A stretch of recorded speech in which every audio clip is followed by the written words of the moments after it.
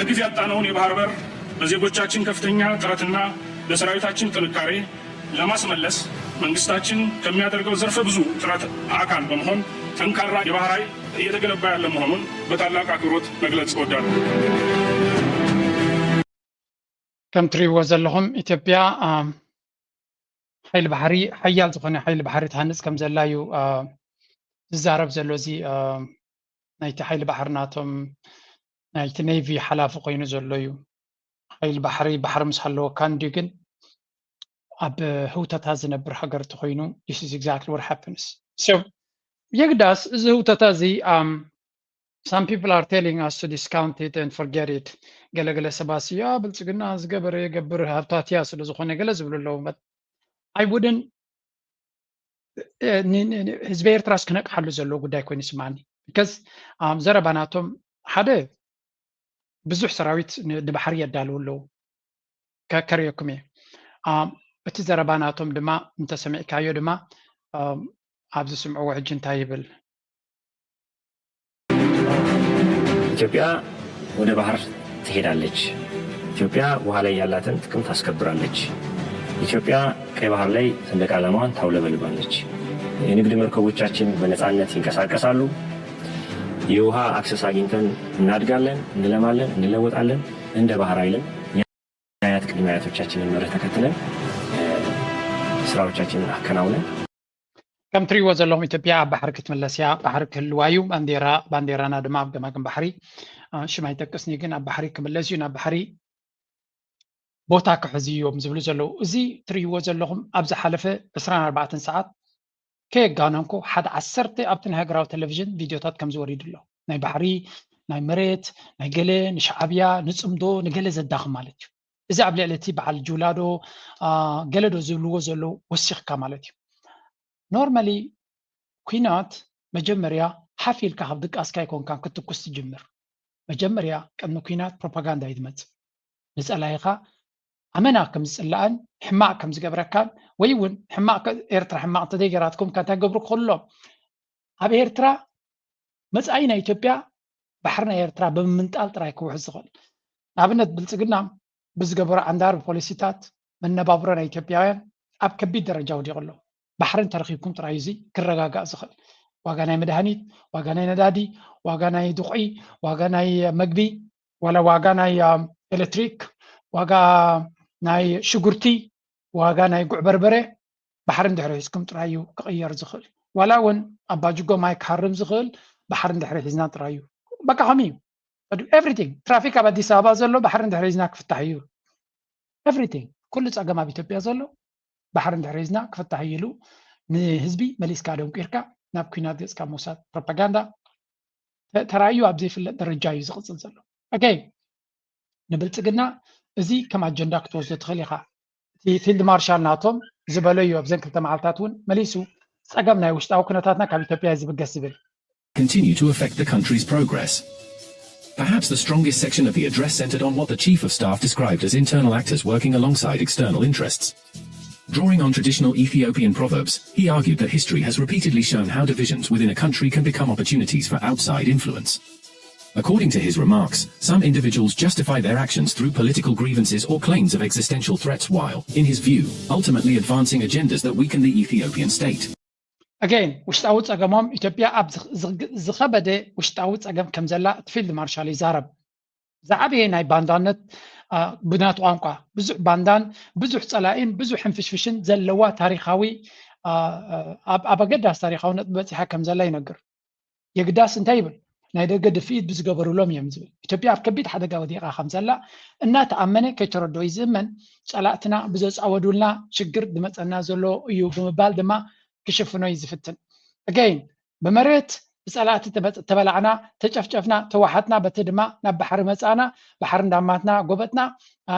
ሰላማዊ ኣፍ ደገ ባሕሪ ዝበሃል የለን ሰላማዊ ወደብ ክንረክብ ኢና ኣክሰስ ክንረክብ ኢና እናተባሃለ ዝኽዮ ዘሎ ኩነታት ንርኢ ኣለና መቸም እቲ ፈኸራን ተህዲድን ጀህራን ዝወዳድሮም የለን ግን ንኩሉ እቲ ፈኸራታት ድማ ፈኸራ እዩ ተህዲድ እዩ ሓሶት እዩ ጥራይ ኢልካ ዝስገር ኣይኮነን ኣቲንከ ዝያዳ ህዝብና ክነንቀሓሉ ዘለና ኩነታት ኣብ ብዙሕ ደረጃ እዩ ዝረኣየካ so we really need to ነዚ ነገራት እዚ ኣስተውዒልና ክንሪዮን ዘድሊ ምስትኽኻላት ዘድሊ ኣተሓሳስባ ምስ ዘቃነየ ክንገብር ይግባእ እዚ ከምዚ ኢሉ ኣብ ዘለወሉ ሓደ ነገር ብሰፊሑ ይዝረብ ኣሎ እሱ ድማ ምናልባት ናይ ቀይ ባሕር ከኣተና ኤርትራን ኣሜሪካን ዘሎ ዝምድና በተደጋጋሚ ተዛርብ ዘሎ ስምዑ ብዝስከ Cameron, if Washington is indeed rebuilding ties with Eritrea, simultaneously deepening engagement with Egypt and Somalia, all these three countries that Ethiopia now considers as, minus Somalia maybe, but definitely Eritrea and Egypt as historical enemies. That is the overwhelming narrative, the overwhelming message that I referred to earlier from the Ethiopian government. So if we flip the coin here, what message should Ethiopian policymakers take from that sort of approach? Maybe the adult in the room should be the Ethiopian foreign policy, instead of simply treating this as a passing by thing and then an enemy and riling up the domestic audience for that. Shouldn't Ethiopian policymakers take what's happening, this realignment, seriously? ዝሕተት ዘሎ ካምረን ሃድሰን ዝበሃል ናይ ኣሜሪካ ናይ ስቴት ዲፓርትመንት ሰራሕተኛ ዝነበረ ከምኡውን ኣብ ገለ ፖይንት ኢንቴሊጀንስ ኣብ ትስለያ መርበባት ናይ ኣሜሪካ ዝሰርሕ ዝነበረ ኣብ ጉዳይ ናይ ቀይ ባሕሪ ኣብዚ ናይ ጉዳይ ናይ ቀርኒ ኣፍሪቃ ብፍላይ ኣብ ናይ ሱዳን ግን ኣብ ናይ ቀይ ባሕሪ ኣብ ናይ ቀርኒ ኣፍሪቃ እውን ገለ ካብቶም ብዙሕ ግዜ ዝጥቀሱ ሰባት እዮም ብዙሕ ዋ ኢንጌጅ ዝገብር ብዛዕባኡ ይፅሕፍን ገለን እዩ ስለዚ ኣብዚ ጉዳይ እዚ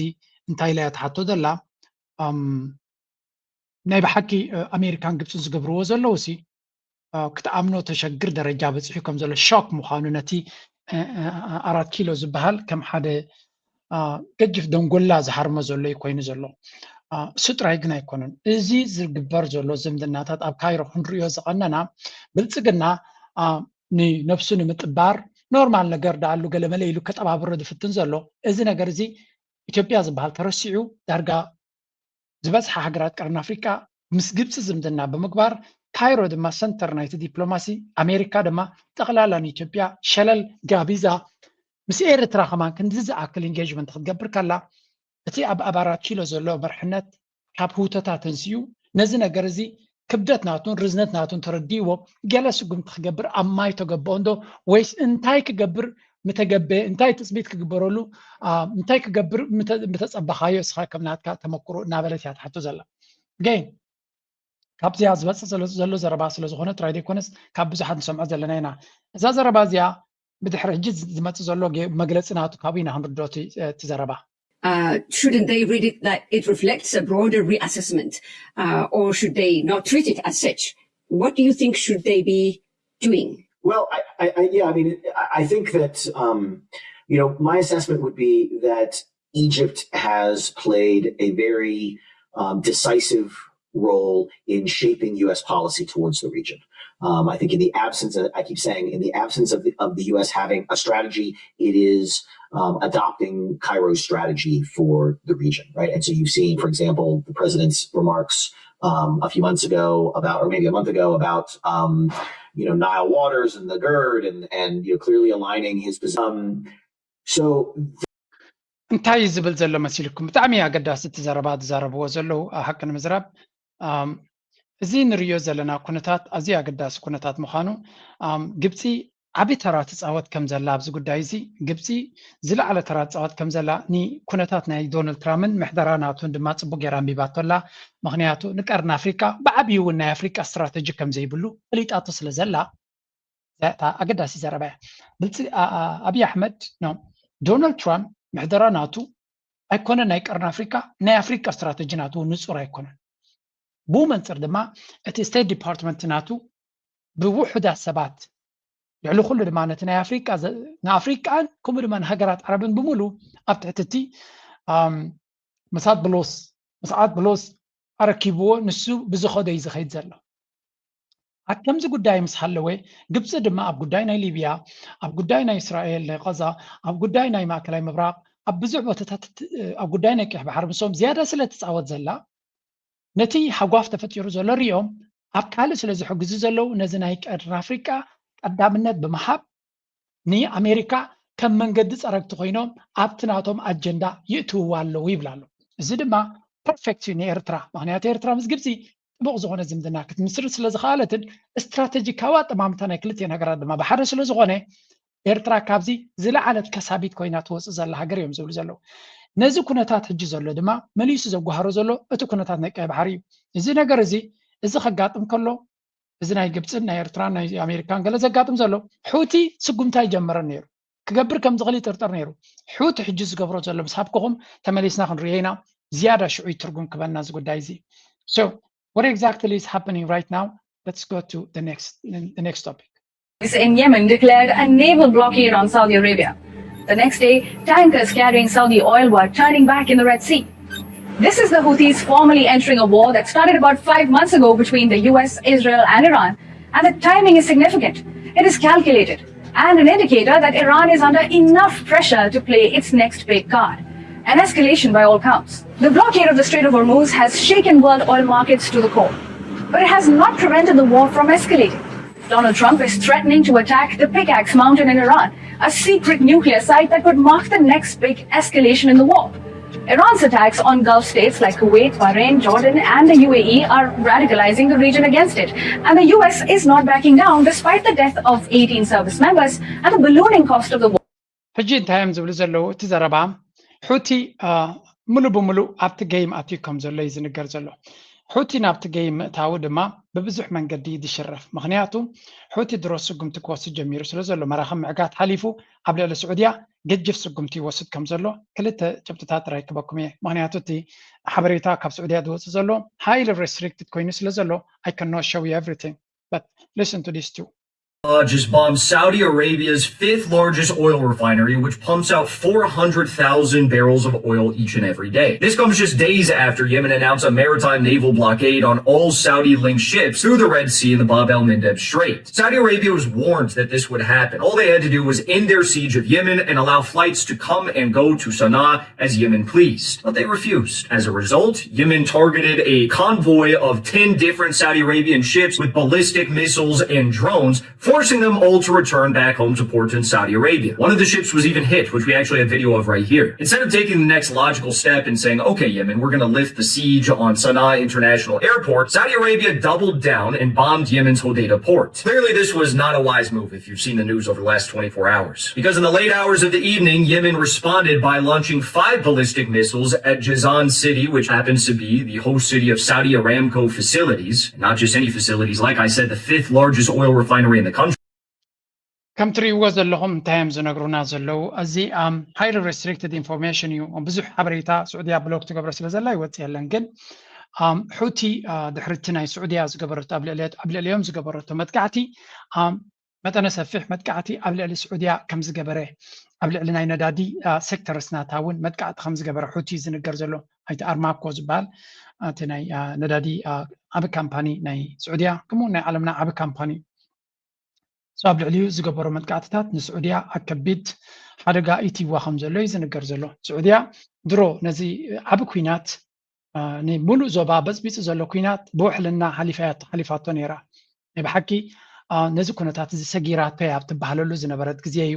እዚ ሕጂ ኣጋጢምዋ ዘሎ ኣጋጢሙ ዘሎ ስለዚ ኣጋይን ለሚሸውዩ እቲ ነቲ ኩነታት ኣበይ ኣሎ መሲልኩም እዚ እቲ ከሪአኩም ዘለኹ ኣበይ ዘሎ ምዃኑ ናይቲ ነዳድናታ ከመይ ይንቀሳቐስ ከም ዘሎ this is the chart ካብቲ ምብራቕ ናይቲ ሃገር ናብ ያምቡዕ ዝበሃል ቦታ ወደብ መፅዩ ካብኡ እቲ ነዳዲ ዝኸይድ ነይሩ ሕጂ ኣብ ክልተ ቦታታት ሓደ ኣብቲ ነዳዲ ሪፋይነር ዘለዎ ቦታ ሃሪሞም ኣለዉ ካልኣይ ድማ ኣብዚ ወደባዊ ከተማ እውን ሃሪሞም ከም ዘለዉ እዩ ዝንገር ዘሎ ንዝተረጋገፀ ሓበሬታ ንግዜ ክንርኢና ግን ስዑድያ ቀሊል ዘይኮነ ስጉምቲ ይውሰደላ ከም ዘሎን ኣይ ሆፕ ስዑድያ ነዚ መንገዲ እዚ ንድሕሪት መሊሳ ምስ ሑቲ ተሃላሊኽካ ዝውፃእ ከም ዘየለ ኩልና ተረዲእና ኣሎ ኣብዚ እውን ሓደ ስካትሪተር ምኽሪ ንስዑድያ ኢሉ ዝገበሮ ሓውሲ መጠንቀቕታ ክትብሎ ትኽእል ኢኻ ክልተ ነገር ከሪአኩም እየ ሑቲ እንታይ ክገብሩ ከም ዝኽእሉ ለንቀነ ሓንቲ ናይ መጠንቀቕታ ቪድዮ ኣውፅኦም ኣለዉ ኢንፋክት ቅድምታ ዝገበርዋ ዘውፅዋ እዚኣ ትሪእዋ ዘለኹም መጠንቀቕታ እቲ ናይ ቴክኖሎጂ ናይ ስዑድያ ኣበይ ከም ዘሎ ስኢሎም የርእይዎም ኣለዉ እዚ እቲ ናይ ነዳዲ መፃረይ ቦታ እዩ ሚሳይላት ናቶም ከመይ ኢሉ መፅዩ ኣበይ ክሃርም ከም ዝኽእል እቲ ናይ ነዳዲ ቦታታት ታርጌትስ ገለ እዚ ንባዕሉ ስኬር ታክቲክስ እንድዩ መሰንበዲ ታክቲክስ ግን ትረስት ሚ ቅድሚ 6-7 ዓመት ዝገበርዎ እዩ تكنولوجي بناي شو غيرهم نزناي نداد بوتهم هريمهم نيرهم يا 2019 دي ولا 18 ولا 10 ابيلهم هريمهم نيرهم or maybe 22 I'm not sure قد ما يسوى سنة عمتها هريمهم نيرهم again لومي مسي تراقيقهم مزلو مستنا إيران تكنولوجي أبكالك بتصح كم زغل فلوتي كم زغيرهم لك كمتي حزب الله وننتخونه حماس وننتخونه سئيلهم نتزهر موزر يو بفيديو أبزون كم زنريو زلنايو and then يستقبر متقعت دما رينا لنا مالتي سلازي حجون ننتخونه حوتي توساخي متقعتي كقبر كم زغل يوزن قرزلو and Saudiya has a lot to lose أبزو دايزي Saudiya بزح كسارة حقات ما خليو I hope لبي ما منزقو دايزي قلتيفهم مع لبي قبرو لخونو سكان سكات ريتر كان اسمعيو. What can Saudi Arabia do? Invade Yemen? Oh, they did that, and they're not winning. Bomb? Well, they've done that, and there's not a damn thing the Saudis can do. I mean, the bottom line is the Saudis need to be careful about Yemeni escalation, because in addition to the blockade, which they've now imposed on Saudi Arabia, and people need to understand the blockade. What the importance of this blockade is that when the Iranians asserted control over the Strait of Hormuz, the Saudis rerouted 70% of their oil production to Yanbu, the port of Yanbu, and it sails through the Bab el-Mandeb Straits, which are now closed. So basically, Saudi Arabia is exporting zero oil, zero. And there's nothing they can do about it. Literally nothing they can do about it, because the Yemeni missiles will sink the Saudi oil tankers. What they can do is sue for peace, but we also have to remember what prompted this. This isn't the Houthi waking up and saying, well, we're going to play a geopolitical card today, out of nowhere. The Saudis imposed an aerial blockade on Houthi-controlled Yemen. They ማለት ስካትሪ ተርዝብሎ ዘሎ ብተሓሳስብ ዘረባ እንዲዩ ኣብዚ ጉዳይ እዚ ስዑድያ እንታይ ክትገብር ትኽእል ንዝብል ብዙሓት ክኢላታት ይከታተል ኣለኾነ there is no any conceivable ሓደ ነገር ስዑድያ ሲ እዚ ካርድ ኣለዋ ኢሉ ክእምነካ ዝኽእል ዝዛረብ ሓይሊ ኣይረኣኹና ሓይሊ ኣየር ኣሎ እቲ ናይ እስራኤል ሚድያ እንታይ ዝብል ስዑድያ ሞደርን ዝኾነ ኤርፎርስ ኣለዋ ነፈርቲ ኣለዋ ሚሳይላት ኣለዋ ኩሎም ድማ ተዳልዮም ዘለዉ እዮም to do what exactly ንሑቲ ኣይኮነን ስዑድያ ንመበል 20 ንመበል 30 ግዜ ክንደግሞ ንሑቲ ምስ ካልኦት ዘራያታ መፂኣ ምስ ኢማራት ተሓዋዊሶም ምስ ኣሜሪካን ምስ ፈረንሳይን ምስ ካልኦት ተሓዋዊሶም መፂኦም እንታይ ገይሮም nothing ኣብኣትዮም ተባኢሶም ንሓትሕቶም ክሳብ ሕጃብ ቅኝታት እዮም ኣለዉ ስለዚ you cannot حوت زبال حيلي بزنا سعودية نفرتن قال ملان كدا خمس خلايا يكونن in fact قالوا زبلو زلو حوت زبال ورار نا أكل بأجار كمان ورار كيدنا في سعودية يزبال زلو so I don't know حما معلتو إلهم يوم زا سعودية أنا زاو السنة مسحوت غيرهم حوت زبال سي سقوا يزلهم نيريو and Saudi was mentioned again and again as a smart leadership كابزم كلهم هجرات خليج زبال مرحبنات حيزونا زكويناتنا إيران زسجري نيرو زخول قانزانا جبرة تعجز تجيركا ملحسكا أكيبكا نيران كيك أسكسكا شجر كيت أوعكا بتد مع أمريكان إسرائيل للنا بلوخا مخلبات سمعك هم دي سمعك ناخدكا كساب حجي بوح للنات يوم زخود نيرو أما ودا تام بلشاوز بهالجنزية أيوة بحجون مسحوت زلوا كنتات قلتيفهم مرة أخ قبرولو I think this is fundamentally ني سعودية أفكار سعودية تغلا لك تموتين ولا ينغلنا مهنياتو بسويس كانال جيرون بني وكل لعبيلهم كشتو خليهم كده كشتو كشيت مالت بابيل من تعسيكا مالت حوت أوت زدرات هيكون مثلا هذا ناتك كله عز غلي ناي نداد بوتا مقص على دما unfortunately تزغل لي مهنياتو ندادي نبع على السوق كم قال لك ولا أنا شجارة أتكيك كاس درب خايا يعني تندادك تقول عطر تزيد نكولع ستدالي زلي نمول عطر هذا يكون اسكا كبارع زخل كايو نيشتين ترخيب كامليسو كقادر للكاز غلي لذي نايب حكي إذا قد دايزي لبونا زحتت تنكاغا زحتت وعلنا زحتت ينيرقن أكساب حجي سعودية وزي أمال لو يلنا ناتزر بخلو أمو داتا فحيلاتهم هلا وقدام أي دونالد ترامب أصور شيط لهم زبهال لمن تايكم شيط لهم فلوت إني يرجعون ريخ لنا نزيع حوت زبهال دونالد ترامب كم زي كلهم سلا دفلت أب حوت زبهال إيدا يوطا وطن ولا فخرا يقبر إيران يتطو كتب لهم تغل بتحدد من السعودية دفع فيه أبزيتي والا مالتي so again this is exactly what they wanted Saudi is losing and تي ناتون كسارة الدماء مليسو خقادة دغليو again احنا نكاتولينا نغل رينا دماء كنا نقرأكم هنا but ሓንቲ ኣብዚያ ነዚያ ጥራይ ጌርና ክንሓልፎ to prepare contingency plans for a possible return for major combat operations, but Trump has not authorized further strikes. The pause came as Oman held talks in Iran on reopening the Strait of Hormuz. Two regional sources familiar with the negotiations said the talks have made progress and that Oman and Iran could reach an agreement over the weekend. Any proposed deal would ultimately require Trump's approval. Now, we also know there was an offer made by the Americans to the Iranians via the Iraqi prime minister, according to the New York Times. And I got so many calls from people telling me that Mario's not true, Mario's not true, people in the administration. ብሓፈሻ እንታይ እዮም ዝብሉ ዘለው ወላ ብአልጀዚራ እውን ካል ሪፖርት ወፂኡ ነይሩ ኣብዘን ክልተ መዓልትታት ብቀጠርን ብዑማንን ብክልቲኡ ወገናት ብዙሕ ዲፕሎማሲ ፍተን ከም ዘሎ ብፍላይ ብዑማን ብወሽመጥ ሕርሙዝ ዝምልከት መራሕቲ ናይ ኢራንን ናይ ዑማንን ይራኸቡ ከም ዘለውን ዶናልድ ትራምፕ ክውግፍ ደልዩ ስለ ዘሎ ብዝተኻለ መንገዲ ምስ ኢራን ሕጂ እውን እንታይ ክብል ዝደለኹም በቃ ክብል እዩ ዝደለኹም ሕራይ ክብል እምበር ካልእ ኮንዲሽንስ ክቐድም ከም ዘይክእል ኩነታቱ ሰሚዕና ኣለና ስለዚ ብቅድሚኡ ብክልተ መንገዲ ብናይ ቀጠር ብናይ ኢራቅ ፕራይም ሚኒስተር ገይሩ መልእኽቲ ሰዲዱ ነይሩ ናይ ቀጠር እውን ከይዱ ነይሩ ቅድሚኡ ክልቲኦም ኣይሰለጠን ሕጂ ኣበዛ ናይ ዑማን ተስፋ ኣለዎ ዝብል ዜና ካብ አልጀዚራ ወፂኡ ነይሩ ዋላቲ ኢራን እውን ድምፂ ሂቡ ነይሩ ተስፋ ኣለዎ ቶክስ ኢሉ ነይሩ ኣብዚያ ግን ዝብላ ዘረባ ስምዕዎ Probably confirms that it is true. 100%. Now, I'm not sure It's just cockamamie enough. It's just cockamamie enough that they would think this would work. Robert Barnes told me earlier, he's the first conversation I had today, he off the strike is literally just for the dinner. So all attention. But well, I think the Houthis have dealt a considerable blow to whatever war plans he had in mind. I think this is the Houthis. That's what I think. Tell me more. Why? Well, I mean, look, this is a war governed not by reason or strategy on our end, at the American end. It's governed by markets. The Houthis threw a huge curveball the last 48 hours, especially with whatever Trump was planning. Because, you know, I was hearing crazy things from certain people that normally are very, cogent. I was hearing talk of B-6111, tactical nuclear weapons might be brought in to take out pickaxe. I was hearing about, I was hearing, and these are from people who are either currently, military side, not the political side. So, እንታይ እዮም ዝብሉ ዘለው ብሕፅር ዝበለ ከም ዝብሎ ዘለው ዶናልድ ትራምፕ መንገዲ ዝቕይር ዘሎ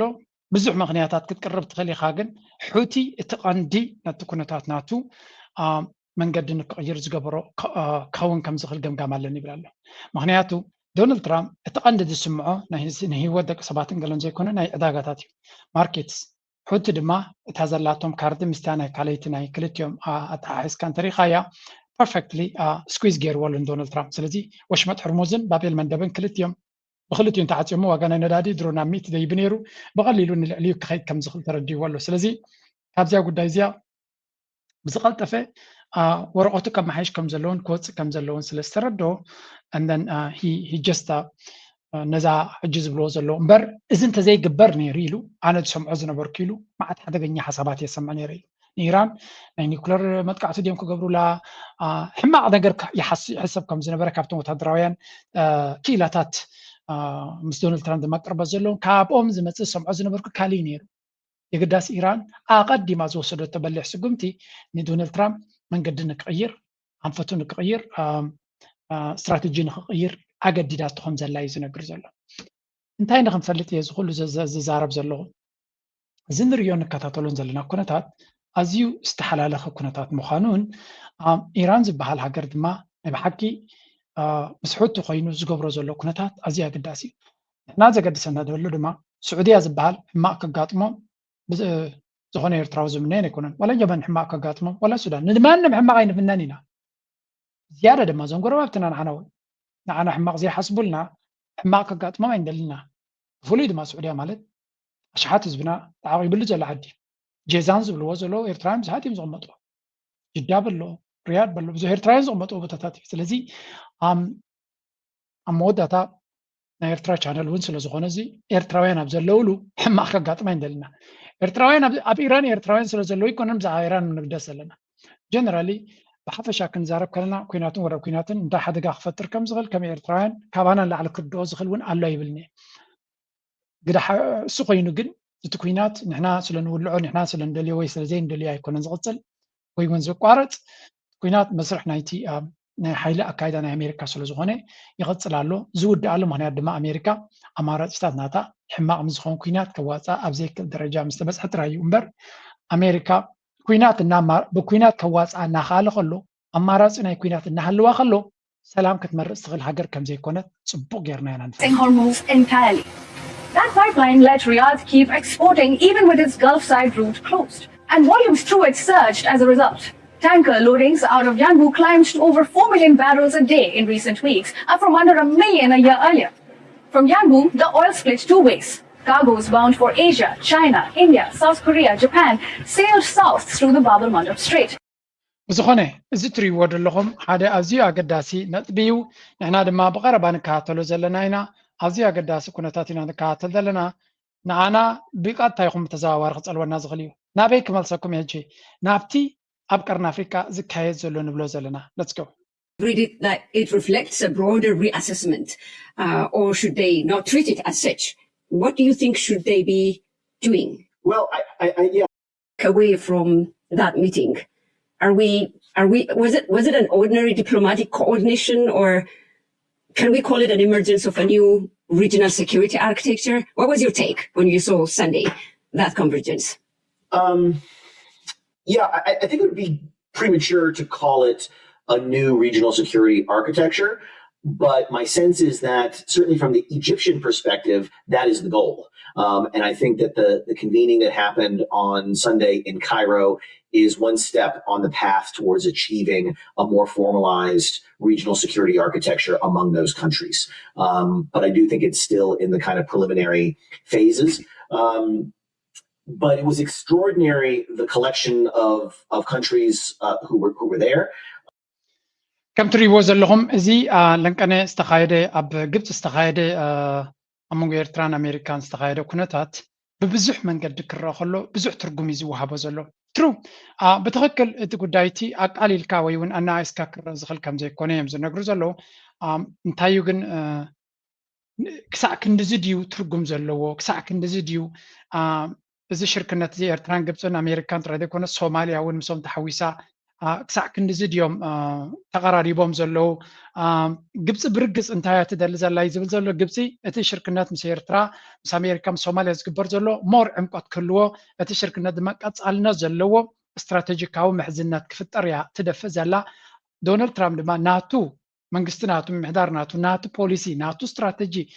حيزو سلازي ترايك ساب حجي نتحقوا في التقييمة زيادة انت كبر تفتنا عليهم زول زلو زيادة نازي تفتيرو زلو عدل تقييمة قبتي عم يغزخون الشركة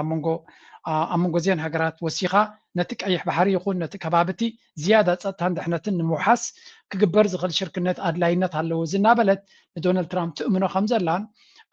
هبز كله قداي نبلت قلنا نادنقص أنيم تزارب زلو إيرترا زيادة تربح كم زلايا ما بزوج قلتو ولا قاتي جبت تكبر زلا نبينو تسألتات مخريكم أبزون ولا قاتي جبت تكبر زلا نبينو ننعطى ربحات تكبر زلا انتخونه أبزو قد عايزين إيرترا زلا على ربحان قبلت نحيزات خيط كم زلا يوم زنقر زلو سلازي بلتقنا نزي كاونتر نخجبر انتاي كجبر خل نزبل there is nothing ساب حجستراي زخون نجر بلتقنا زجبر نجر يلا كينوتي أثرت جزياني إيرترا موكاس مسجبس خوينا نسألاتنا خوينا كودقانا يدلي علوا بحد خوينا نخد علوا زبل بروباغندا ناتمت أنا سفح بروباغندا زجبر زلو حليفو أبزو دايزي زخون نجر كجبر يخل كم زيلن من البعض دبلوماسيا وتيم ناب أمريكا جزء كله مخانو يوز زرب زلو قال ترفنا بيعطيك كلمة أنت زخل قال سالفج خبره له زخل قال نجر كدحن قال نجر ركب تخيلي له هذا تاشي مكسدد مخانيز نجر زلو بس كم زي له خلو نايرت بفلاي نايرترا ناي أمريكان زمدنا نبزو حد سبات ألرجي كم زفتر لهم سلان فلت أتومنا أمريكا دبلومات تدناقة سنة بلتقنا وتم كل جميرة مالو حركة باتهم زيو Eritrea oppose unlawfully non-literal states non-literal sea arrangements in risks. So كل زي نسمع زلنا قبل كي منزح مع زي إيرترات قبل تركب زلا نبلتقنا أكل تي تصفي عز سبزي هذا أمريكا من الصومالي لان تكون اللي دلنيرو أبصالي أبزاس اللي زياق انتهي تريزونيكم صوماليا مس أمريكا دويلة كلته مررتي حفز صفعيتاتني تيبور ناجين هي منزلو أمريكا نصوماليا قحفاء بالصومالي لان تكوني دل نيرو ገንዘብ ይኸፈል ሎቢ ይገብር ፈሺሉ ኣሜሪካ ንብርጌድ ንሓመዱ ዲ ዋላ ተቃዋምቲ ቶም ዝኸፍልዎ ንዖም መሪፃ ንኤርትራ ክተጓኒ ደሊ ነይሩ ካልይቲ ኤክስ ሳልሰይቲ ድማ ንብልጽግና አንጻር ግብጽ ይድግፍ ነይሩ ኣብ ሰለስቲዩ ዓበይቲ ሰለስተ ጽፍዒታት ምሻላ ከምዚ ባክ ባክ ባክ ዘብሉኻ ብሰለስተ ዘብልዎ ማለት ከብሉኻ ከምኡ ዘብልዎ ፊልም ትሪኻ ብሰለስተ ጽፍዒታት ኣከታቲልካ ሰለስቲየን ጽፍዒታት ኣሜሪካ ነቲ ቲቦርናጊ ጸፊዓቶ ስለዚ እንታይ ገብር ኣሎ ካል ነገር ክደሊ ኣሎ ኩሉ ነገር ንሱ ዝሓሰቦ ሃደሽደሽ ኢሉ ማለት እዩ እዛ ስእሊ እዚኣ ንቲቦርናጊ ኢላ ዝተገበረት እያ ትመስል ንዕዑ ንምህሳይ ዝተገበረት እያ ትመስል again these are things ካብ መዓልቲ ናብ መዓልቲ ኣብቲ ዲፕሎማቲክ ሰርክልስ ነቶም ፀረ ኤርትራ ክዕብዶም ዝውዕል ዘሎ ጉዳይ እዩ ዝገበርካ እንተገበርካ ዝበልካ እንተበልካ ዝቕየር ነገር የለን ኤርትራ ምስ ዝከረየኩም ፀናዕኩ ናይ ቀረን ኣፍሪቃ ኩነታት ናይ ቀይሕ ባሕሪ ኩነታት ምስቲ ናይ ሑትን ስዑድያን ወሲኽካ እሞኻ ምስቲ ኩነታት ናንሃረ ዝኸዶ ዘሎ ናትና ትምኒት ከም ኤርትራውያን እዚ ንሪኦ ዘለና መድረኽ ዘላቂ መፍትሒ ንኤርትራ ክፈጥረላ ክኽእል ኣለዎ Now I don't want to share this but ሓደ ግዜ ኸ ወላ ደስ ይብለካ ሼር ምግባሩን ኣገዳሲ ሓደ ናይ ኤርትራ ፈታዊ ዝኾነ ትፈልጥዎ ኢኹም ቶማስ ማውንቴን ዝብል እንታይ ኢሉ ፖስት ገይሩላ ኣብ ዝመስለኩም Reports speculate that the US is demanding Eritrea give them a military base, most likely Assab, in exchange for US lifting sanctions, other parts of its blockade of Eritrean economy. Remember Henry Kissinger's warnings. ሓደ ካብቶም ኤርትራ ምስ ኣሜሪካ ንኸይትዕረቕ ብዙሕ ግዜ ዝፅሕፍ ሰብ እንተሎ እዚ ንሪኦ ዘለና እዩ ፈታዊ ኤርትራ እዩ ኣብ ርእሱ ዘሎ ባንዴራ ናይ ኤርትራ ገይሩ ዘሎ እንታይ ዝብል ዘሎ ንስ ኣሜሪካ ክትዕርላቕ ከም ዘይብላ እዩ ብዙሕ ግዜ ዝዛረብ ኣሜሪካዊ ይመስለኒ ንሱ ኣነ ብናተይ መንገዲ እዚ ሕጂ ንሪኦ ዘለና ኤርትራ ምስ ኣሜሪካ ዝገበረት ጌራ ነዚ ሕጂ ተፈጢሩ ዘሎ ዲፕሎማስያዊ ተበግሶታት ናብ ፍረ ከተብፅሑ ጥራሕ ዝደላኒ ዘይካል ዓለም I'm not ideologically ብኣይዲዮሎጂ ዓዊረ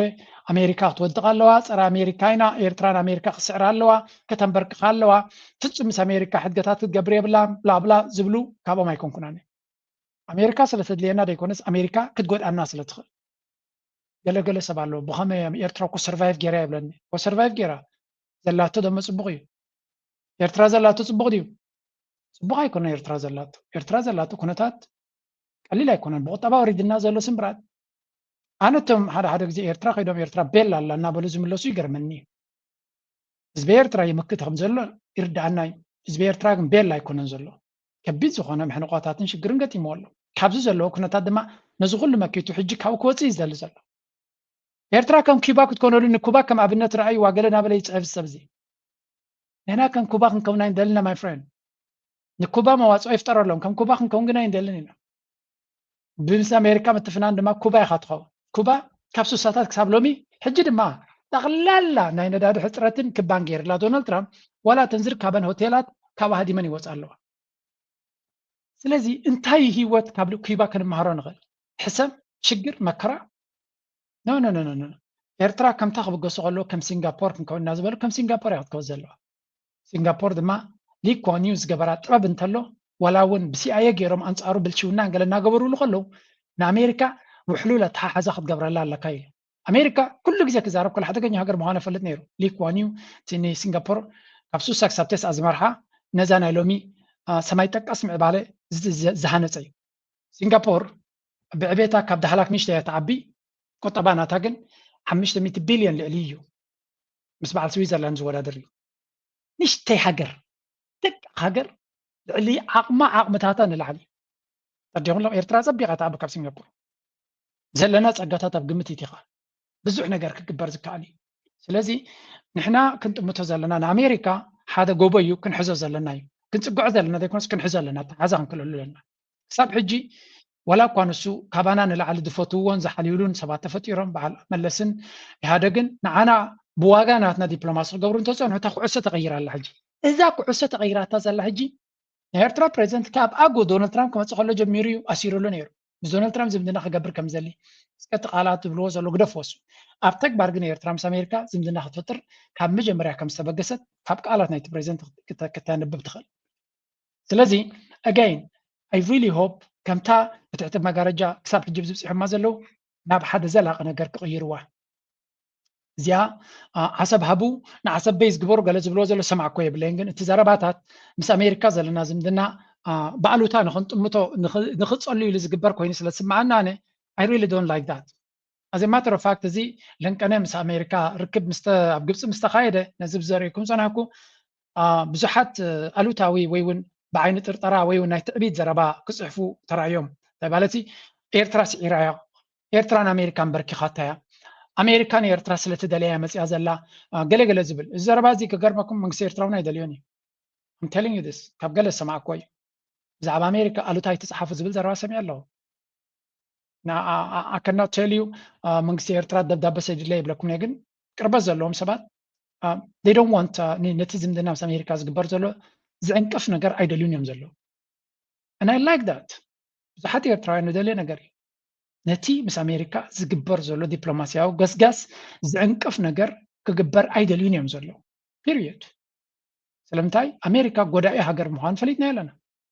ንኣሜሪካ ክስዕሮ ንዓና ስራሕና ኣይኮነን ኣሜሪካ ክንስዕሮ ኢና ንሕና ንኣሜሪካ ክንሕዞ ጥራይ ዘለና ክንሕዞ ማለት ግን ክንብርከኽ ኣለና ማለት ኣይኮነን ክትሕዞ ኣለካ ኣተሓዛ ክትክእለሉ ኣለካ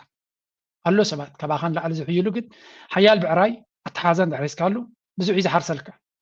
ኣተሓዛ ክትክእለሉ ኣለካ ስለዚ ቀደም ኣተሓዛ ኣይከኣልናሉን ዘይኮነ ካባና ንላዕሊ ክገብሩ ዝኽእሉ ክንብርከኹ ዝኽእሉ ሰባት ሒዞሞ ነይሮም እሶም የለውን ኣሜሪካ ድማ ነዚ ሕጂ ዘሎ ኣብ ኢትዮጵያ ዘሎ እምነት የብላን ኣብ ልዕሊኡ ብቅዓት ከም ዘይብሉ ሃገሩ ከመሓድር ከም ዘይክርዮም ኣለዎ ስለዚ ኩላ እዛ ንሪኣ ዘለና ናበይ ትኸይድ ከም ዘላ ምስትውዓል ከድልዩ በዛ ዓይኒ ድማ ርኢና ኣይሆፕ ተስፋ ንገብር ፅቡቕ ነገር ካብዚ ክንርከብ ናብ ሕማቅ ክወስድዎ ዝደልዩ ኣለዉ ኣይሰልጦምን ንኸውን ካ ንብል ንሕና ኣይሰልጦምን ንኸውን ካብዚ ቀፂልና ናብ ሱዳን ክንሰግር ሱዳን ለንቀነ ፅቡቕ ዜና ኣሎ ሱዳን is doing amazing ዓወታት ናይ ሱዳን ተስፋ ዝህብ ኩነታት መፅኡ ኣሎ ዳዕመ ሰሪዕ ይረኽመሽ ከም ዘሎ እዩ ዝንገር ዘሎ ኣብዚ ሓደ ታይል ፅሒፍ ነይሩ Sudanese army made rapid and coordinated advances in North Kordofan ኣብ ሰሜን ኮርዶፋን ብዝገበራ ስለዚ ከተማ ባራ ትበሃል ተቆፃፂሩ ኣሎ ከምኡውን ስያላ ትበሃል and ጀብረል ሼክ significantly weakened ነቲ ናይ ምልሻ ዓቕሚ ኣዳኺሞሞ ከም ዘለዉ እዩ ዝንገር ዘሎ እዚ ማለት ድማ in particular the loss of ጀብረል ሼክ and the collapse of militia lines along the paved Undurman al-Ubaid export road are strategically important for reopening al-Ubaid's land connection with the capital. ስለዚህ ነቲ መስመር ካብ al-Ubaid ንኻርቱም ዝኸይድ ዝነበረ ፅርግያን ዘለጥ ምቁፅፃሮም ከምኡ ነታ ከተማ ክትክበብ ቀሪባ ዝነበራ ክብትኑ ምኽኣሎም ሓደ ኣገዳሲ ዓወት ምዃኑ በብዙሕ መንገዲ እዩ ዝጥቀስ ዘሎ ስለዚ ንህዝቢ ሱዳን እንኳ ሓጎሰካ እንኳ ኣብ ዝብቅዓካ ክንብሎ ንደሊ ምክንያቱ ሱዳን ከቢድ ብድሆ ገጢምዋ ንከቢድ ብድሆ ክሰግር ትቃለስ ዘላ ሃገር ስለ ዝኾነት እንኳ ኣብ ዝብቅዓኩም እቲ ዓወታት ናትኩም ክቕፅል ድማ ንደሊ ኢና ንብል ናይ ብሓቂ ናይ ሱዳን ስቃይን ሽግርን መወዳእታ ክህልዎ ኢና ንምነ ንሕና ከምዚ ትሪእዎ ዘለኹም ኣብዚ እውን ሓደ ነዊሕ ዝበለ ፅሑፍ ፅሒፉ ነይሩ እቲ ዓወታት ናይ ሰራዊት ሱዳን ማራ ተስፋ ዝህብ ምዃኑ ስለዚ ዳዕመ ሰሪዕ ካብ al-Ubaid ምእላዩ ultimately put pressure ናብ ኡንዱርማንን ናብ ካርቱምን ክመፅኦ ዝኽእል ዝነበረ ተኽእሎ ከም ዝጎደለ it's clear that the SAF now has tactical and strategic advantage ሰራዊት ሱዳን ድማ ታክቲካውን ስትራቴጂካውን ፀብለልትነት ወይ ብሉፅነት ረኺቡ ከም ዘሎን from the air the SAF has been increasingly able to neutralize RSF's drone campaigns and now they have shown that they are allied forces they have much a stronger ground game ስለዚ ካብ ሰማይ ኩሉ ግዜ ሰራዊት ሱዳን ፀብለልትነት ነይርዎ ሕጂ ድማ ኣባይታውን ሓያል ዝኾነ ምንቅስቃስ ገይሮም ኣለዉ strategically this victory combined with the decisive victory to retake Kurmuk and the recent wins along the Chad border in which is a new front of the war to put a pressure on the RSF western flank all suggests that for the moment the wind is in the army's sails እንታይ ዝብል ዘሎ ብኩሉ መንገዲ ርኢና ሰራዊት ናይ ሱዳን ተስፋ ዘለዎ ጉዕዞ ይገብር ኣሎ ኣገደስቲ ዓወታት እዩ የመዝግብ ኣሎ ናብ ኢትዮጵያ ገፁ ዝኸይድ ዶብ ከም ዝሰዓሩ ዝዝከር ኮይኑ ነቲ ብሉ ናይል ንኩርሙክ መሓዝ ናይ ፅምዶ ደገሎ ናበሉ ብልፅግና ክእውይሉ ዝፀንሑ ንዑ ምቁፅፃሮም በቲ ሓደ ክኸውን ከሎ ብካልእ መንገዲ ድማ እዚ ሕጂ ንሪኦ ዘለና ንዶብ ናይ ጫት ዘሎ ቦታታት እውን ተቆፃፂሮም ነይሮም ንሱ እውን ኣብ ግምት ኢቲኻ ሰራዊት ናይ ሱዳን ጽቡቕ ዝኾነ ገስጋስ ይገብር ከም ዘለዎን በዚ ገስጋሳት እዚ ድማ ኣብ መወዳእታ ከምኡ ድማ ነቲ ናይ ዳዕመ ስርዕ ሓይልታት ንታሕቲ ይደፍእዎ ከም ዘለውን ውፅኢት ናይ ዝኩሉ ንሪኦ ዘለና ድማ ኣሜሪካ ዋላ ምስ ሱዳን ኮይና ወለቕ ዘለቕ ትብል እንተላ ሰራዊት ሱዳን ምስቲ ኢማራት ዝበሃል ኣብ ከቢድ መዋጥራት ይዎ ዘሎ ግን ሓገዛቱ ንዳዕመ ስርዕ ጠጠው ዘይበሎ ሰራዊት ሱዳን ጽቡቕ ተስፋ ረኺቡ ከም ዘሎ ኢና ንርኢ ዘለና ይመላኣልካ ጽቡቕ ዓወታት ይኹነልካ ክንብል ንደሊ ከምዚ ኩሉ ሰብ ከም ዝከታተሎ ዘሎ ድማ እዚ ጉዳይ እዚ ልዑል ኣገዳስነት ክህልዎ ዝኽእል ምዃኑ ኣብ ምግንዛብ የድሊ ኢና ንብል ዘለና just give me a second ኣበየላ ቻርት መሲሉኩም እዚኣ እንድያ ጽቡቕቲ ስእሊ እንደደልየ ነይረ ግን ኣይረኸብኩን ኣለኹ ብሓፈሻ እቲ ናይ ሱዳን ዓወታት ክንሪኦ ከለና ምስቲ ናብ ኤርትራ ከይድዎ ዝነበረ እሞ እዚ ኣብ ሱዳን ኣብ ግብፂ ዝተረኣየ ዝምድናታት እውን ኣብ ግምት ርኢኻ ናይ ሱዳን ዓወት ብዙሕ ተስፋታት ዝበካ ኩነታት ኣለዎ ናብ ኣብ ልዕሊኡ ንመን ትወስኸሉ ንፋኖን ንህወሓትን ካወስኸሉ ነገር ምስ ብልጽግና ምስ ስርዓት እዚ ጉዳይ ትግራይ ፖለቲካ ትግራይ ፀገም ትግራይ ብሰላም ተዛቲኻ ኣይፍትሕን ሞኪርናዮ ኢና ኣይኮነን ብሰላም ኣይኮነን ኣረጋጊፂ ድሕሪ ስምዕ ፕሪቶርያ ኣረጋጊፁ ቀደሙ ነይሩ ድሕሪ ስምዕ ፕሪቶርያ ግን ምሳና ድማ ኣይኮነን ድሕሪና ክንደይ ውግእ ከም ዘሎ ትፈልጡ ኢኹም ኣምሓራ ኣሎ ኦሮሚያ ኣሎ ዕብይ ዝበለ ዕብይን ኣሳ ቤንሻንጉል ኣብ ጉሙዝ ኣብ ዝተፈላለዩ እውን ኣለዉ ሓዊ እያ ውልዕ ኢላ ተዓዲ ድሕርቲ ናይ ትግራይ መኸተ ድሕሪ ስምዕ ፕሪቶርያ ካሊእ ሓዊ ሕዚ እውን ኣብ ሓዊ ዘሎ ፖለቲካዊ ሕቶ ዘቐረበ ብጥይት ናይ ደርጊ ነይሩ እምቢ ኢላለ ሰው ጥይት ኣጉርሰው ኢሉ ሕቶ ዝሓተተ ብጥይት ዕርፎ እዩ ብዘት ኣይኮነ ተዓዲ ተወሊዓ ገለ ስለዚ ናይ ሰላም ናይ ትግራይ ጥራሕ ኣይኮነን ምስ ካልኦት እውን ምስ እቶም ኦሮሞን ፈቲኖ ኮይኑ ኣብ ታንዛንያ ብዲፕሎማሲ ተፈቲና እያ ኣይኮነትን ስለዚ ስርዓት እዚ ሰላም ኣይደልን ብሰላም ብዘተ ፖለቲካዊ ፍታሕ ዘምፅእ ሓይሊ ኣይኮነን ንሕና ሽግርና ስለንፈልጥ ጉድኣትና ስለንፈልጥ ኢና ፀኒሕና እምበር ብሰላም ፈትሕ ክሳዕ ዝብፃሕ በይንና ንሽከሙ ኢና ማለት ኣይኮነን ኣብ ደገ ኣዲስ ኣበባ እዮም ዝቃለሱ ዘለዉ ፋኖ ኣሎ ኣብ ደገ ኣዲስ ኣበባ ናይ ኦሮሞ ነፃነት ሰራዊት ኣሎ ኣብ ደገ ኣዲስ ኣበባ መሓዙት እኒሄውና ማለት እዩ ኣዲስ ኣበባ ክሳዕ ከም ትሪእዎ ዘለኹም እቲ ጉዳይ መራሕቲ ናይ ህወሓት መራሕቲ ናይ ትግራይ ንፁር ዝኾነ ዕላማ ሒዞም እዮም ዝኸዱ ዘለዉ ንብዙሓት ድማ ተስፋ ዝህብ ጉዳይ ዝብልዎ ዘሎ እዚ እዩ ንፁርነት ኣብቶም መራሕቲ እንተሎ ኮይኑ ንታሕቲ ገፁ ንፁርነት ክትፈጥር ትኽእል ኢኻ ከቢድ ኣይኮነን ሳልሰይቲ ክልተ ካልኦት ክውስኸልኩም እየ ለይተስ ካብ ኣማኒኤል ኣሰፋ ዝገበራ ብዛዕባ ዝህልው ዘሎ ኩነታት ዝበሎ ዘረባ ስሙ ምጥንኻር ሓበራዊ ምሕዝነት ቃልሲ ኣንጻር ብልፅግና ዝምልከት እዩ ኣየንብረና ንድሕር ኢልና ነዚ ዝኸውን ዓቕምታት መጀመርያ ውሽጢ እዩ ካብ ወገን ምሕዝነት ምጥንኻር እዩ ምሕዝነት ንዝጎደለካ ነገር እዩ ዝምልእ ንዝጎደለካ ነገር እዩ ዝምልአልካ ንስኻ ትምልአሉ ንሱ ይምልአልካ ስለዚ እታ ጉዳይ ኣብ ውሽጥና ኣትዓርፍ ዝጎደለና ነገር ክንመላልኣ ግን ምሕዝነት የድልየና ሓደ ሓቂኻ ኣሎ ብዛ ዓለም እዚ ኣብዚ እዋን እዚ ብፍላይ በይንኻ ምንባር በይንኻ ምቅላስ ኣይከኣልን ሓቂ ኮይኑ ኣብ ዓለም እዚ ሓቂ ኮይኑ እዩ ኣሜሪካ ዝበሃል ክንዲ ብዛሕ ዝኸውን ዓዲ ዓለም ዘንቀጥቅጥ ዓዲ ኔቶ ዝበሃል ኣልያንስ ወይ ምሕዝነት ኣለዎ ኣብ ሓደ ዝገብሩካ ጉዳያት ተረዳዲኻ ኣብ ኩሉ ነገራት ትረዳዳእ ማለት ኣይኮነን ከምኡ ዝበሃል ፍልስፍና የለን ኣይዲዮሎጂያዊ መርኣይታት የለውን ከምቲ ናይ ቀደም ኣይዲዮሎጂ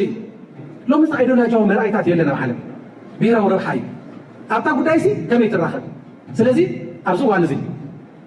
ኣንጻር ህልውናና ዝተሰለፈ ስርዓት ብልፅግና ዝበሃል ኣሎ ኣንጻር ህልውንኦም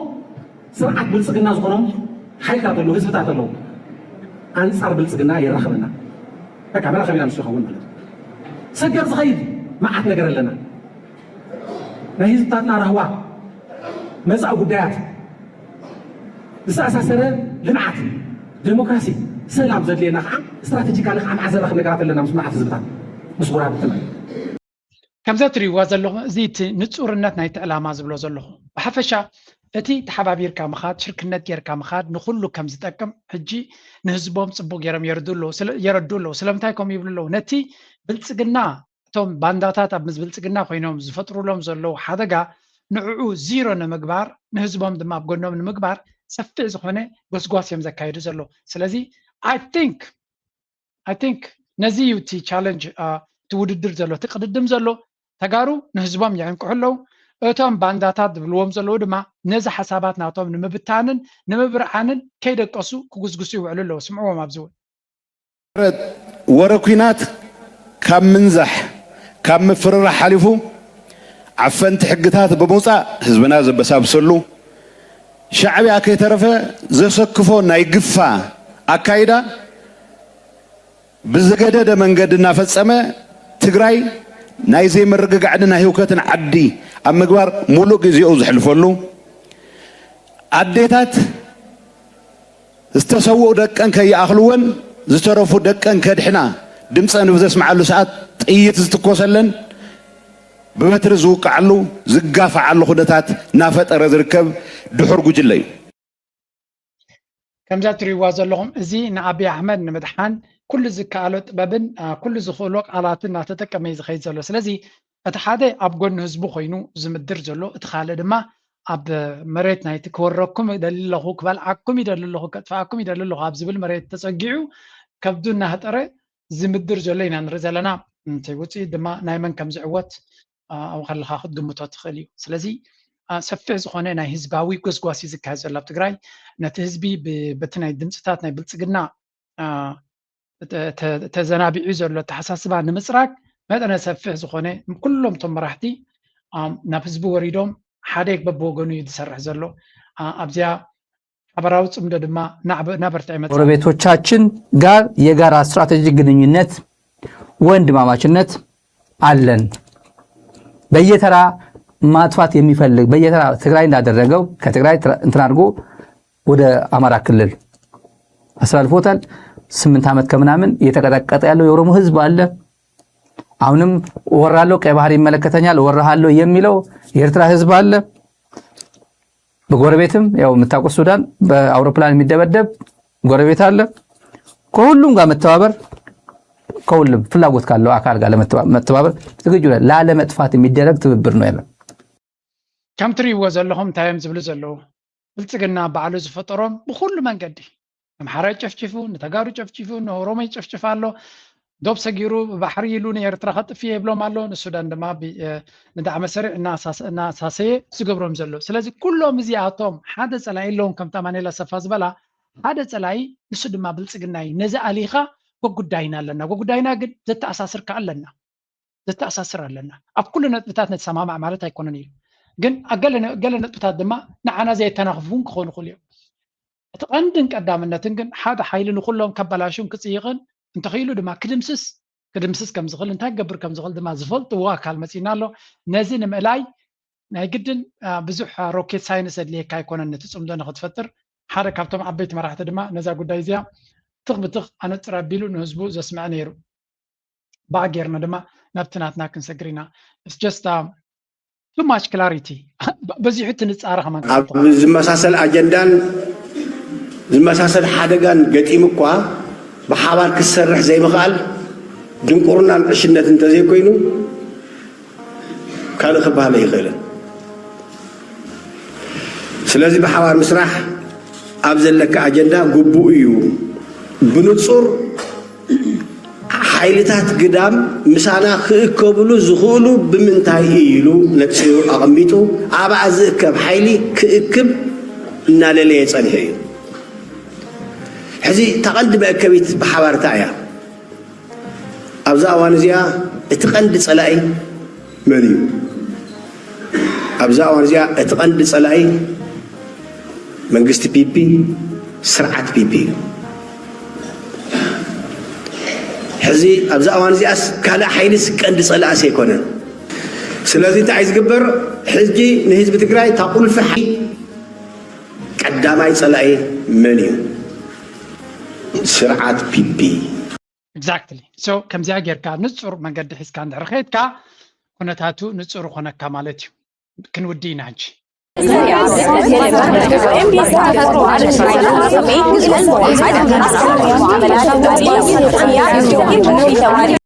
እዚ ናይ ብልጽግና ሓድሽ ኣገባብ ናይ ፕሮፓጋንዳ እዩ መዓት ኣዋልድ ቆፂሩ ገሊኦም ብስፓኒሽ ብፍሬንች ብዓረብ ብእንግሊሽ በአምሓርኛ በኦሮምኛ ብኩሉ ከምዛ ትሪዎም ዘሎ ባሕሪ ብላ ሓደ መዓልቲ ሓንቲ ኣጀንዳ ብኩሉ ካለ መዓልቲ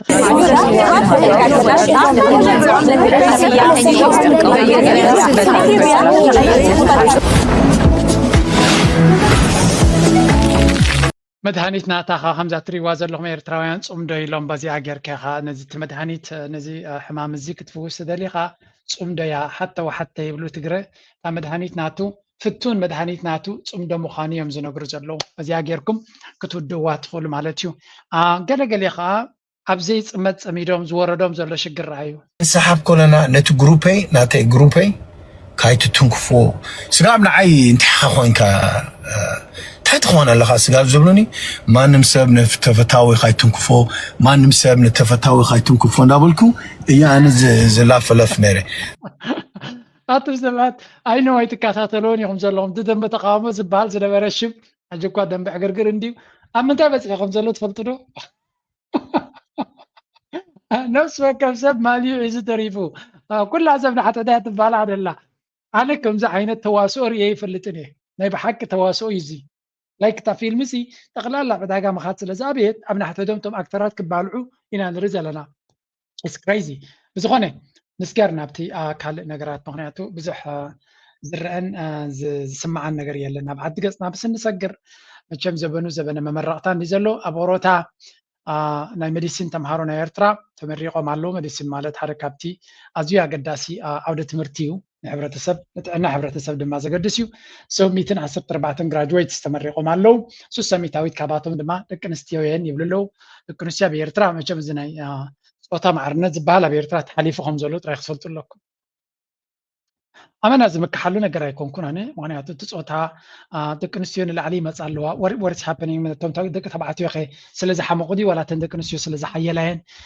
መፅናዕቲ ዘድልዮ ኮይኑ ይስማዓኒ እዚ እቲ ደቂ ኣንስትዮ ንላዕሊ ክመፃ ኣዝዩ ደስ ይብለና ቶም ደቂ ተባዕትዮ ነቶም ደቂ ተባዕትዮ በሊፀንኦም ይመፃ እንተለዋ ግርም ምናልባቶም ደቂ ተባዕትዮ ካልእ ፀገም ከይህልዎም ከዓ ምክትታል ዘድልዮ ኮይኑ ይስማዓኒ ምናልባት ኩነታት ናይ ሃገርና እውን ቀሊል ስለዘይኮነ ንወት ተባዕታይ እውን ቀሊል ከም ዘይኮነ ምግንዛብ የድሊ ብዝኾነ ዌር ሃፒ እቲ ግራጁዌትስ ክንሪኦም ከለና ምናልባት ምስታ ስእሊ ካምፓስ ዝነበርኩም ኣስመራ ዩኒቨርሲቲ ወይ ተምሃርኩም ወይ ኣብኡ ዝሓለፍኩም እዚ ቦታታት እዚ ትዝክርዎ ትኾኑ ኢኹም ንዓይ ድሕሪት መሊስኒ እዩ ላቭ ስኩዌር በሃል ነይሩ እዚ ቦታታት እዚ ናይ ብሓቂ it's beautiful to see the ኣስመራ ዩኒቨርሲቲ ደጊምና ክንሪኦ ምኻልና ኣብዚ ሰብ ዝምረቕ ነይሩ ትቐደም and yeah it's good to see the buildings ከመይ ዝበለ ቅርሲ እኮ እዚ ገዛውቲ እዚ ድሕሪ ሪኢኻ ናይ ብሓቂ I hope ተስፋ ንገብር ኤርትራ ዘድሊ ፅገናታት ጌራ እዚ ዩኒቨርሲቲ ዝነዊሕ ከገልግል ዝኽእል እዩ ግን ብዘይ በዓል ሕደር ፅገና ዘድልዮ ምዃኑ ኣይጠፋእካን እዩ ከም ንሪኦ ዘለና ካልእ እዞም ምሩቃት ድማ ኣምላኽ መንገድኹም ዘበንኩም የፀብቐልኩም እዞም ምሩቃት ዘበንኩም የፀብቕ ካብቶም ቅድሚኹም ዝነበሩ ኣባኻትኩም ዝበለፀ ዝበፅሕ ይግበሮ ክትምዕብሉ ክትግስግሱ ኣብ ዓድኹም ኮፍ ኢልኩም ሃገርኩም ከተልምዑ ንነፍስኹም ክትሃንፁ ንስድራኹም ክትኮኑ ድማ ናይ ኩሉ ኤርትራዊ ትምኒት እዩ ትምኒትና ክንገልፀልኩም ንፈቱ ስለዚ ኣምላኽ ይሓግዝኩም ኣብ ዘለኹሞ ድማ ኣብ ትደልይዎ ድማ የብፅሐኩም ፍረ ፃዕርኹም ስለ ዝረኣኹም ድማ እንኳ ሓጎሰኩም ክንብለኩም ንደሊ أنت لنكني كاليت كبير ترادوس تسألون كريكم برخومن صاحب الخيمن I'm so happy to see you all. I mean, this is Switzerland, Europe in Asmara, so I'm very happy to see you and to see the friends from all over the world, and especially, of course, from Switzerland, and with my good friend. ናይ ክብሪ ኣምባሳደር ናይ ኤርትራ ኣብ ስዊዘርላንድ እዩ ኣቶ ቶኒ ሎኸር መሓዛ ኤርትራ ፈታዊ ኤርትራ ኣብ ጎኒ ኤርትራ ንነዊሕ ዓመታት ደው ዝበለ ኣብ ግዜ ሕማቕ ኣብ ግዜ ውዑይን ዝሑልን ኣብ ጎኒ ህዝቢ ኤርትራ ደው ዝበለ ነዞም ኣብ ስዊስ ዘለው ድማ ብፍሉይ ዘገድሰና ዓይነት ሰብ እዩ ስለዚ ኣብ ኤርትራ ከይዱ ሓንቲ ግሩፕ ናይ መንእሰያት ህፃናት ሒዙ ከይዱ ኣብ ኤርትራ ኣብ ዝገበርዎ ግብጃ ዝዛረበሉ ዘሎ እዩ ኣብ ኩሉ ድማ ብትግርኛ ክዛረብ እውን ዝፍትን ክብሪ ናይ ህዝቢ ኤርትራ ዘለዎ ሓድነት ናይ ህዝቢ ኤርትራ ዝኽብር ከምዚኣቶም እንሳሕቲ ግዜ ዝርከቡ እዮም ስለዚ በዛ ኣጋጣሚ ተራኺብና ነርና ብዝሓለፈ ኣኼባ ከለና ግን ብዙሕ ተራኺብና ስለዘይንፈልጥ ነቲ ኩሉ ንኤርትራ ስለ ኤርትራ ንዝገበሮ ብሽመይን ብሽምዞም ተኸታተልትን ከመስግኖ ይፈቱ ንስኻትኩም እውን ጥዑም ቃላት ወስደበልኩምሉ ፅቡቅ እዩ ንኣቶ ቶኒ ሎኸር ማለት እዩ ናይ መወዳእታ ቪድዮ ናተይ ካብ ውሽጢ ኤርትራ እዩ ብርግፅ ከም ትሪእዎ ዘለኹም ቅንያት ፌስቲቫል ስለ ዝኾነ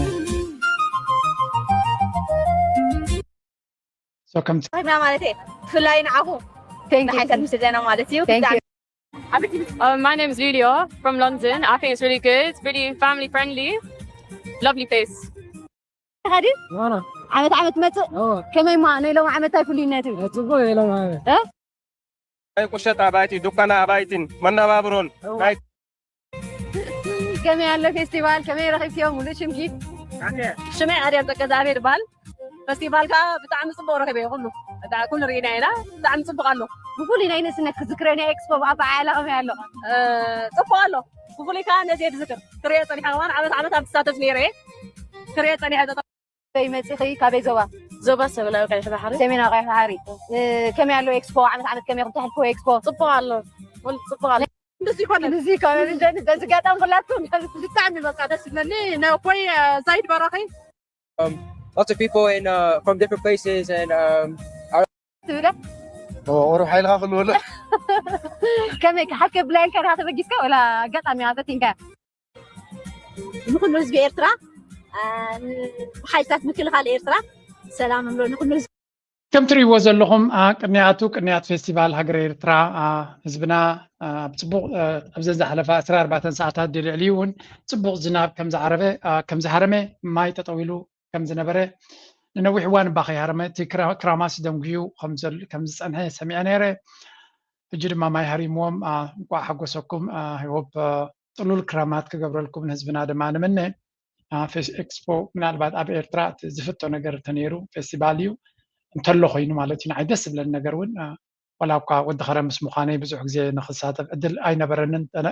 ብዙሕ ዕድላት ኣስመራ ስለዘይነበርና ማለት ሳቲኻ ዕድል ትረክብ ክረምቲ ሲ ቤተሰብ ተለካ ጥራይካ ኣስመራ ክትመፅእ ትኽእል ኣጋጣሚ ድማ ምስ ከምኡታት ብዙሕ ግዜ ክኸይድ ዕድል ኣይነበረንን ግን ገለ ካብቲ ዘስተማቐርክዎ ነገር ተሎ ኣስመራ እንደ ዝመሃር ነይረ ዩኒቨርሲቲ ግን ክረምቲ መደቀሲና ኣይፍቀድን እዩ ነይሩ ስለዚ ብሰንኩ ንኤክስፖ ከምቲ ዝድለ ኤንጆይ ንገብሮ ይነበርናን ብሓፈሻ but I have good memories ፅቡቅ ዝኾነ ዝኽርታት ኣለና ቡ and ኣብ ደገ ዘሎ ፌስቲቫላትና እውን ካብኡ ዝስንፍ ኣይኮነን ሓቂ ንምዝራብ ህዝቢ ኤርትራ ኩሉ እዩ ንፉዕ እዚ ድማ ኣብ ስቶኮልም ዝግበር ዘሎ ድማ ከምኡ ኣገናዕ ከመይ ዝበለ ውራዮም ዝሕልፉ ዘሎ ኣብ ስቶኮልም ንዑ ኩሉ ዝገበሩ ድማ እንኳዕ ኣብቅዓኩም እንኳዕ ነዚ ኣርኣየኩም ክብሎም ይደሊ ናይ ሎሚ ኣርእስቲ ኣብዚ ኮዴ ላይክ ምግባር ኣይትረስዑ ርእቶኹምን ሓሳብኩም እንግደፍ እናበልኩ ክሰናበተኩም እየ thank you very much